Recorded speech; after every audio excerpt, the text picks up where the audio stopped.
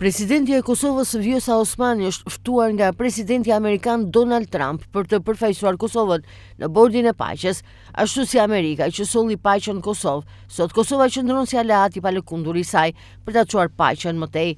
Pas Shqipërisë edhe Kosova ka marrë ftesën të jetë pjesë e bordit të paqes për Gazën. Lajmin e ka bërë me dje këtë të mërkur presidentja e Kosovës Vjosa Osmani, teksa ka postuar letrën e dërguar nga presidenti amerikan Donald Trump.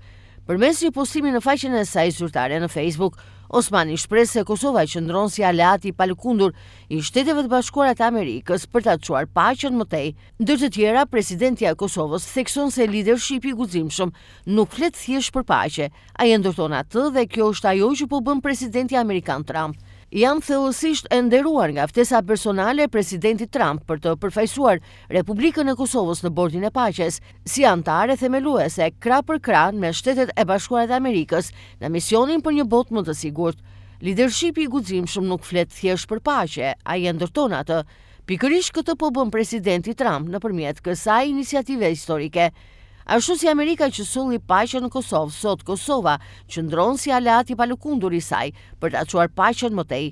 Historia i mban mend ata që bëjnë hapa të guximshëm në ndërtimin e paqes, edhe ne jemi gati, shkruan Vjosa Osmani.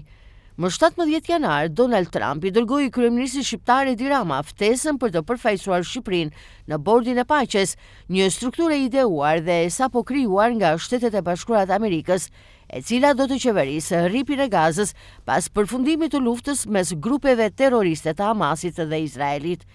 Një ditë më parë, kryeministi Rama u përgjigj pozitivisht ftesës së Trump, duke theksuar se aderimi i Shqipërisë për të marrë pjesë në bordin e paqes duhet të kalojë për miratim në Kuvendin e Shqipërisë. Ceremonia e nënshkrimit për krimin e bordit të paqes do të mbahet në Davos më 22 janar. Mediat kanë zbuluar po ashtu edhe shkresën që do të duhet të firmosin në qytetin zviceran, ku do të mësohen po ashtu edhe antarët e bordit. Shqipëria do të jetë pjesë për të paktën një mandat 3 vjeçar me një të drejtë rinovimi nga presidenti Trump, e nuk do të duhet të paguaj para.